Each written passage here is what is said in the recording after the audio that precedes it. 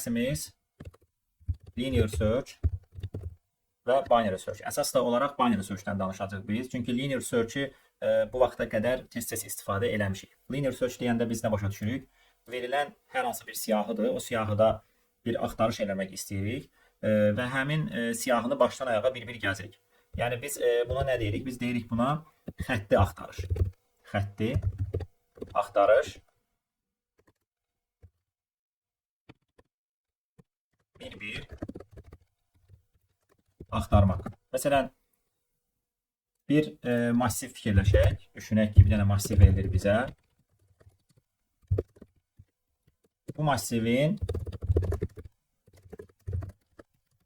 içərisində neçə dənə, məsələn, 5 elementi var və yaxud da 5 elementi varmı, yoxmu? Yəni, bunları biz sadəcə olaraq bir dənə linear search tətbiq eləməyən axtarış eləyə bilərik. Amma bəzən olur ki, bu elə də optimal olmur. Ona görə biz binary search-ə müraciət edirik. İndi linear search tətbiq eləsəydik biz buna, məsələn, deyərdik ki, tutaq ki, biz bu massivdə axtarış eləmək istəyirik.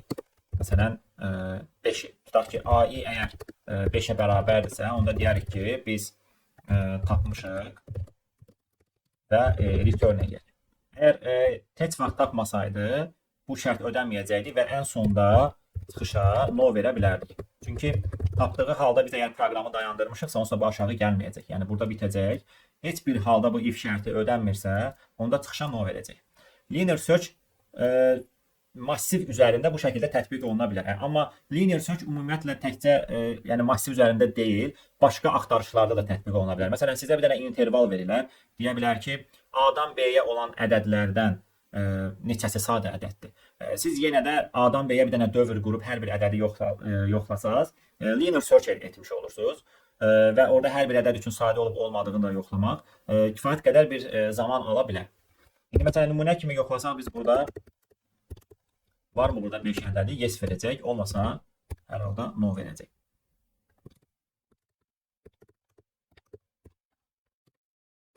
Sadə linear search-dir. Yenə deyirik, linear search massivdə də tətbiq oluna bilər. Massivdə xətti axtarış ola bilər. İntervalda xətti axtarış ola bilər və bunu artıra da bilərik. Əsas dediyimiz odur ki, bir-bir, addım-addım nəyisə axtarmaq. İndi bəs bunu necə sürətləndirə bilərik biz axtarışımızı? Bunun əsas sürətli üsullarından biri binary search-dir. Binary search biz buna deyirik ikili axtarış. İkili axtarış bəzən binar axtarış da deyirlər, amma daha yaxşı ikili axtarış uyğundur. İkili axtarışda orada iki sözünün olması əslində hər dəfə intervalı 2 dəfə azaltmasından gəlir. Yəni intervalı 2-yə bölə-bölə gedir və sürətlə interval kiçildiyi üçün axtaracağı nəticəyə daha tez gəlib çata bilir. İkili axtarış. Gəlin bu alqoritmə keçməmişdən qabaq bunun da zaman mürəkkəbliyini deyək. Əslində zaman mürəkkəbliyi burada ON-dir. Yəni n dənə element varsa bir-bir axtarırıq. Deməli ON zaman sərf edirik. İntervalda da axtarış, yəni intervalın ölçüsü qədərdir. Nə qədər intervaldırsa, məsələn, left-dən right-a r çıxılsın l+1, yəni intervalında axtarış gedirsə. Bəs binary search necə işləyir? Binary search-ün işlənməsini anlamaq üçün bir dənə nümunə götürməliyik. Birincisi, binary search tətbiq oluna biləcəyi hissələr sıralı siyahılardır. Siyahı sıralı olmalıdır. Bunu bir dənə bariz nümunəsi də var. Məsələn, deyir ki, 1-dən 100-ə qədər ədədlərdən birini ağlında tutursan, qarşındakı sənin ədədini tapmağa çalışır və sən qarşındakına belə elə bir ki, sualları verməklə o ədədə yaxınlaşa bilərsən. Məsələn, deyə bilərsən ki, ədəd x-dırmı? Belə bir sual da verə bilərsən ki, ədəd x-dan böyükdürmü? 3 ədəd x-dan kiçikdirmi? Və bu sualların hər birinə qarşı doğru bir cavab alırsan və o cavaba görə də onun ağlında tutduğu cavaba yaxınlaşırsan. Məsələn, tutaq ki, biz 100 intervalında hər hansı bir ədəd tutmuşuq. Demişik ki, tutaq ki, olsun 70 ədəd. 70 ədədini axtaraq. Biz bu ədədə yaxınlaşmaq üçün orta bir hissədən başlamalıyıq əslində. Orta bir hissə indeks olaraq middle biz deyirik ona. Middle indeks təyin edirik və deyirik ki, orta hissə 1 üstə gələk 100 bölünsün 2. Tam hissəni götürsək 50 və biz qarşı tərəfə deyirik ki, cavab 50-dirmi? O deyəcək xeyr. Biz sonra başqa sual veririk ki, cavab 50-dən böyükdürmü yoxsa kiçikdirmi? Biz deyəcək ki, cavab 50-dən böyükdür. O deyəcək bəli. Onda biz axtarışımızı harda eləməliyik?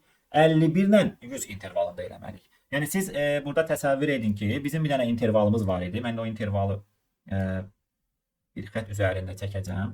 Bunun sol tərəfi 1 idi, sağ tərəfi 100 idi və biz bura 1 qoyaq, bura 100 qoyaq. Və biz axtarmaq istədiyimiz əslində burada bir dənə ədəd var ki,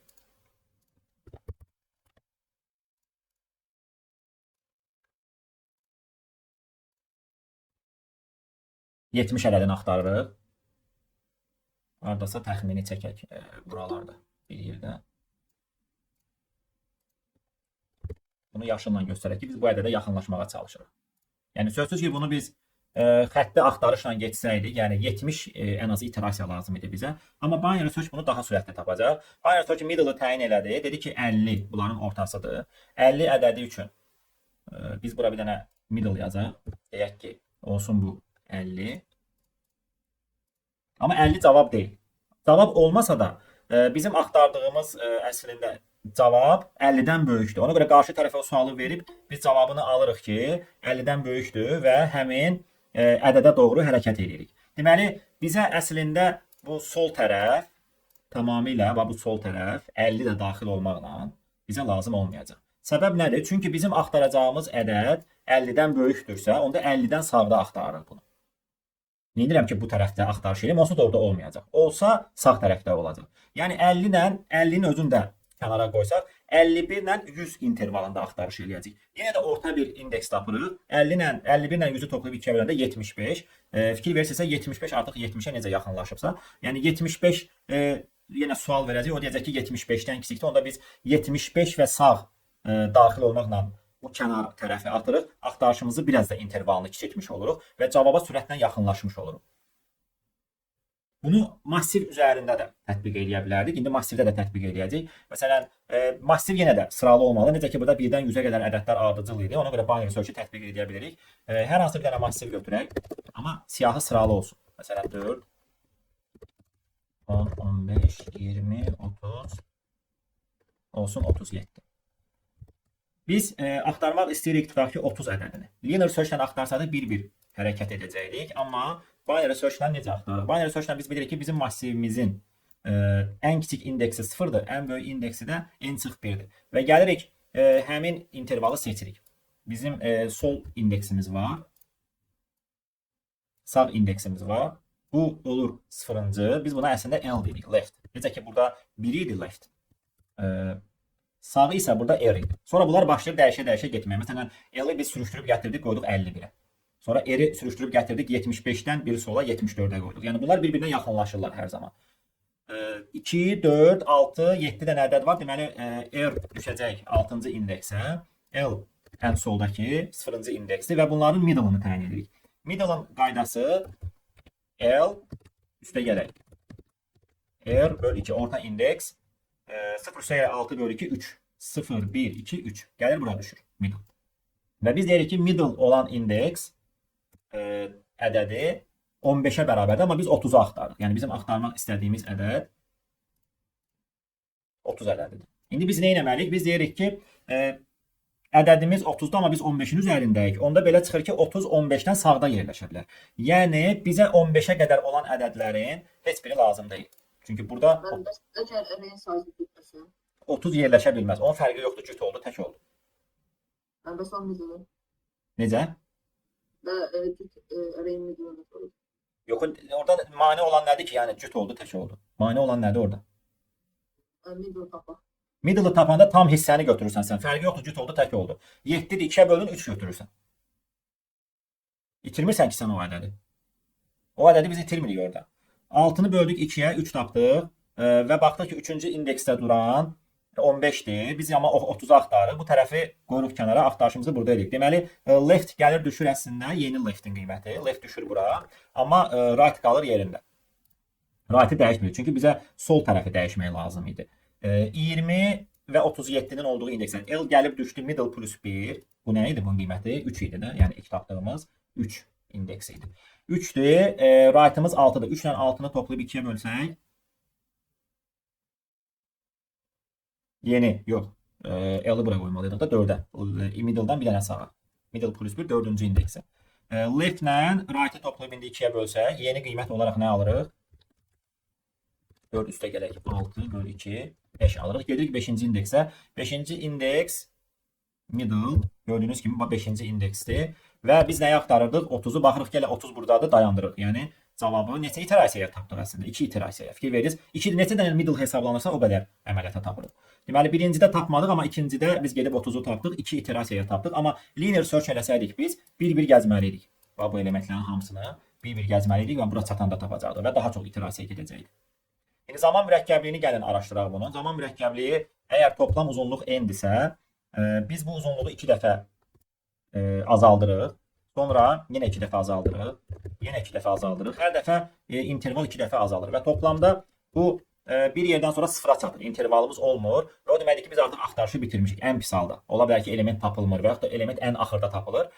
Onda biz n ədədini neçə dəfə 2-yə bölsək, bu gəlib sıfıra düşəcək. Neçə dəfə 2-yə bölsək, loqaritma o log 2 əsasından n dəfə. Məsələn, 100 ədədini sən neçə dəfə 2-yə bölsən sıfıra düşür? 7 dəfə. 1000 ədədini məsələn 10 dəfə bölsən. 1 milyonu sən 20 dəfə 2-yə böldükdən sonra sıfıra düşür. Deməli, belə çıxır ki, 1 milyon üçün n-in qiyməti. Yəni analiz edək bunu. N kiçik bərabərdir. Məsələn, 100 olsa, time complexity 7-dir. 7 əməliyyata cavabını tapırsan. Elə bir ki, 100 ədəd içərisindən hansısa x-i 7 əməliyyata tapırsan. Əgər n kiçik bərabər 1000 olsa 10 əməliyyata tapırsan. Yəni 1000-i 10 dəfə bölsək 2-yə sıfıra gəlib düşəcək. N kiçik bərabərdir 1 milyon olsa 20 əməliyyata tapırsan. Sürətinə fikir verin, yəni 1 milyon ədədin içərisindən 20 dəfəyə x ədədini tapır. Yəni ya varsa ya yoxsa, yəni hər ikisini. Olub olmadığını müəyyən edə bilir. Deməli, binary search linear search-dən qat-qat sürətlidir. Yəni ən sürətli axtarış alqoritmlərindən biridir və tətbiqində də ən geniş tətbiq olunan axtarış alqoritmidir. İndi binary search-ə aid bir neçə versiyalar var. Onları da müzakirə edəcəyik. Məsələn, biz indi siyahıda axtarış edirik. Amma elə ola bilər ki, bu interval xəyali interval olsun, orada axtarış edək. Məsələn, tutaq ki, siyahını saxlaya bilmirik. Siyahı çox böyükdür. Məsələn, 1 milyard, 2 milyard siyahını biz götürüb massivə yerləşdirə bilmərik yaddaş baxımından. Ona görə biz onun üzərində binary search-ı amma tətbiq edə bilərik. Yəni sürüşdürə-sürüşdürə gedib istədiyimiz cavaba çata bilirik. Bu cavab üzərində binary search deməkdir. Yəni sən fərz edirsən ki, cavab budur. Tutaq ki, gelirsən o cavabı yoxlayırsan, görüm həqiqətən şərti ödənirsə, onda qəbul edirsən ki, doğru cavabdır. Deyirsən ya solda axtarış edirik, ya da sağda axtarış edirik. İndi bir neçə nümunəyə baxaq daha yaxşı anlamaq üçün. Bizim burada başlanğıc məsələlər adi linear search-dür. Biz başlayacağıq F sualından ikili axtarış. Məsələn, burada bir dənə siyahımız var. Siyahı sıralıdır, artan sıradan verilib. Və bizə Q dənə sorğu gəlir. 10 üstə 6 dənədir bunda sayı. Bizdən soruşur ki, həmin ədəd siyahıda varsa yes verirsən, yoxdursa no verirsən. Məsələn, 10 burada yoxdur, no verirsən. Məsələn, 4 var siyahıda, yes verirsən. 2 siyahıda varmı? Var, yes verirsən. İndi biz də bunu bir-bir addım-addım axtarsaydıq bu məsələnin həllində, biz gəlib nə qədər zaman mürəkkəbliyi lazımdır? N vuraq Q. N vuraq Q 10 üstə 12, yəni saatlar, günlər lazımdır ona ki, nəticə versin. Amma biz bunu log n-ə tapa bilərik. Binary search-lə. Binary search-ı bura tətbiq edə bilərik nəyə görə? Sıralıdır. Sıralı olmasaydı belə biz bunu sıralaya da bilərdik öncədən. Massivi sıralı saxlasaq, bura binary search-ı tətbiq edə bilirik. İndi burada sıralamağa ehtiyac yoxdur. Çünki siyahı sıralıdır. Gələn sorğulara biz, ümumiyyətlə 10 üstə 6 dənə sorğu olsa, biz ya bu sorğuya O1-ə cavab verməliyik, ya da log n-ə cavab verməliyik. Ondan o tərəfəsi zaman limitini aşacaq. Yəni bir-bir gedək axtaraq, nə bilim başqa bir üsul fikirləşək. Ancaq və ancaq ən pis halda log n tətbiq edə bilərik. O da binary search-dir. İndi bunun bu məsələdə bizə massiv verilib, sorğu verilib Q dənə. Bunu da daxil edək bura. Massivi daxil elədik. İndi Q dənə sorğu gəlir bizə.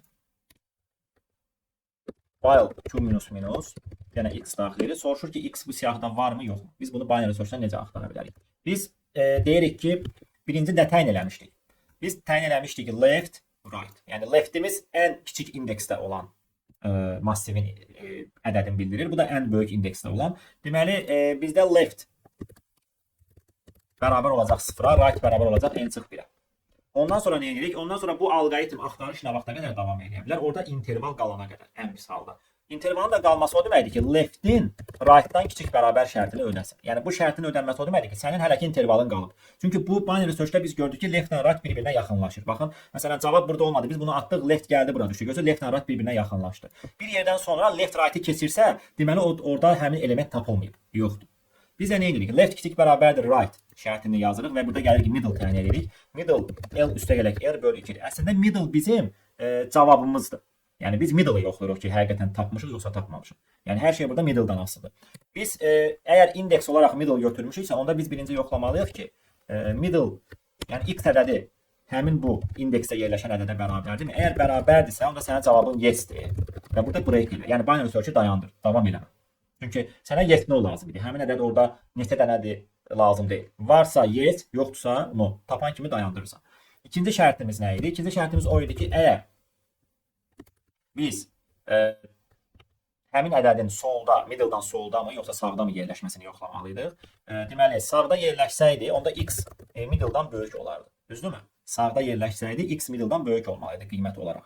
Onda nə etməliydik? Left-i biz gətirib hara qoyduq? Middle-ın bir dənə sağına. Baxın, middle-ın sağına qoyduq ki, artıq bura bizə lazım deyil. Onda belə çıxır ki, left bərabər olmalıdır middle plus 1. Və ən son şərtimiz odur ki, x middle-dan solda yerləşsəydi, sol tərəfdə. Onda sol yerində qalacaqdı. Sağı gətirib middle-ın soluna yerləşdirəcəkdik. Yəni sağ tərəfi atırıq. Right gəlir middle çıx 1-ə bərabər olur. Onda belə çıxır ki, R bərabərdir M çıx 1-ə. Və cavab nə vaxt biz biləcək ki, nodur? Əslində bu while bitəndən sonra əgər if L R-i keçibsə, deməli bu element orada tapılır.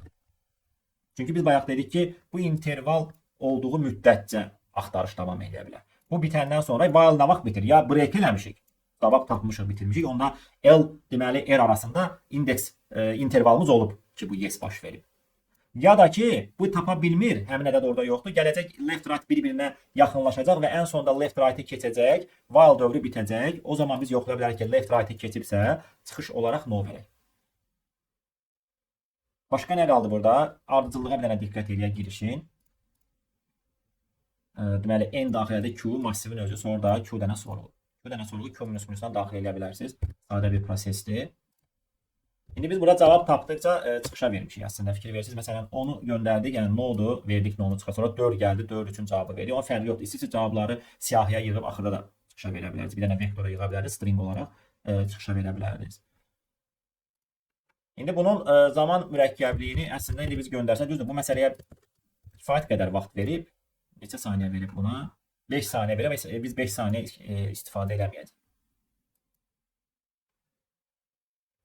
Orada say çoxdur ya 10 üstə 6. Yəni ona görə 5 saniyə vaxt verilib. C++-da bu 1 saniyəyə belə kifayət edir. Amma linear search, məsələn burada göndərmişik. Baxın linear search həllimiz var. Zaman limitini aşıb. Linear search nədir? Gedirsən massivi başdan ayağa axtarsan, tapdınsa yes, tapmamısansa axırıncı indeksə gəlib görmüsənsə ki, o ədəd yoxdur, no vermisən. Bu daha çox zaman aparır. Çünki ON zamanıdır. Bir-bir bütün ədədləri yoxlayır. Bu ən pis halda axıra qədər getməlidir. Amma binary search ən pis halda log n qədər getməlidir. Yəni 1 milyon əməliyyatda binary search 1 milyon siyahıda binary search 20 əməliyyata tapır. Amma linear search elə 1 milyona tapır. Bir-bir gəzir axı bütün ədədləri. Yəni bunların fərqini ilk öncə anlamaq lazımdır. Başqa burada bizim deyə biləcəyimiz bir dənə də məqam vardı. Bayaq dedik ki, məsələn siyahıda axtarış getmir. Biz axtarışı belə deyək də, yəni xəyalən bir dənə interval götürüb orada axtarışı edirik. Məsələn burada bir dənə tapşırıq var idi. Diplomlar tapşırığı olmalı idi. Baxın, diplomlar tapşırığı. Məsələn, bu sualda deyir ki, elə minimal tərəfli kvadrat tapın ki, onun içərisinə n dənə VH ölçülü düzbucaqları yerləşdirmək mümkün olsun. N dənə.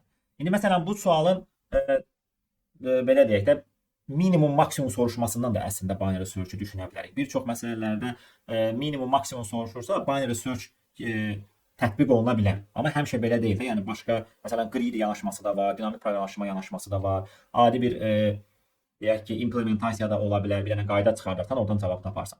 Amma bu sual da sırf söhbət bu sualdan gedirsə, burada biz binary search-ü tətbiq edə bilərik. Onu da niyə görə? Çünki binary search-ün ümumiyyətlə tətbiq oluna bilən başqa hissələri odur ki, qiyməti böyüdəndə nəticə də böyüyür, azaldanda azalır. Yəni istədiyin bir elə bir ki, funksiya götür. Funksiyanın parametrini artıranda qiyməti artır, azaldanda azalır. Elə bir ki, biz ona artan funksiya deyirik. Məsələn, bunu nə əlaqəsi var həmin funksiyanın? Əslində biz buradan başa düşürük ki, kvadratın tərəfini böyüdəndə daha çox düzbucaqlı yerləşdirə bilərik, amma azaldanda daha az düzbucaqlı yerləşdirəcək. Görürsüz, bunlar düz mütənasiblik, bir uyğunluq var burada. Yəni bu artanda bu da artır, azalanda bu da azalır.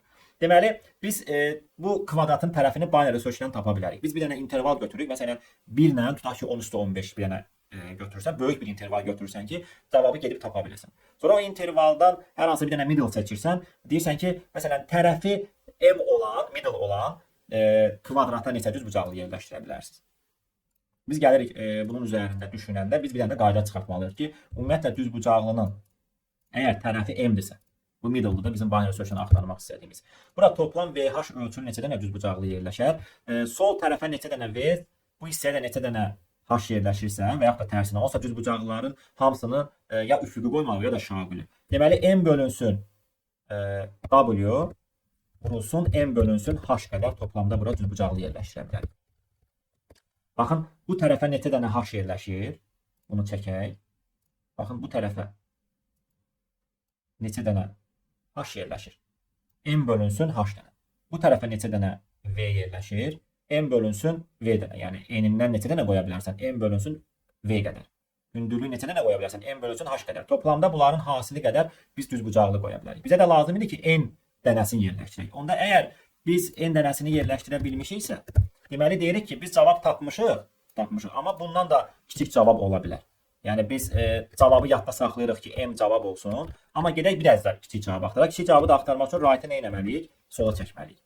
Yox, əgər bu şərt ödənmirsə, yəni bu if-dirsə bizdə, bunun əksi else, onda biz n dənə düzbucaqlı yerləşdirə bilməmişik. Onda nə etməliyik?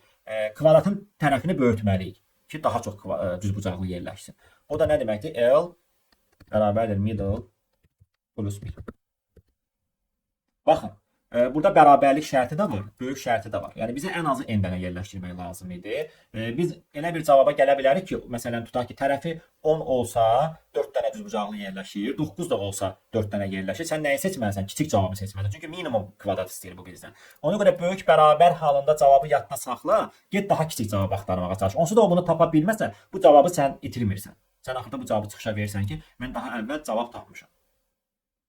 Amma burada görürsünüz, məsələn, bu düsturu da çıxarmaq lazım idi də. Yəni bu düzdür, çətin bir proses deyil. Amma binary search-də olur ki, bizim bir dənə funksiyamız olur. O funksiyaya göndəririk ki, gel bu cavabı yoxla, check funksiyası deyirik.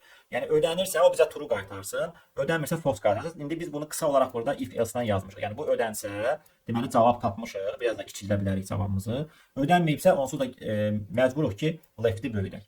Left-lə də right-ı, məsələn, left-i 1 götürərsiniz, right-ı da bir 10^15 civarında bir ədəd. Və bunun üzərində binary search edə bilərik. Binary search bu qədər, amma əslində daha çox tətbiqləri var. Çoxlu nümunələr göstərə bilərik. Yəni bunlara saatlarla biz binary search-dən danışa bilərik, məsələlər eləyə bilərik. Amma əsas hissəsini izah etməyə çalışdıq və daha çox praktika etməklə bu mövzunu möhkəmləndirə bilərsiniz.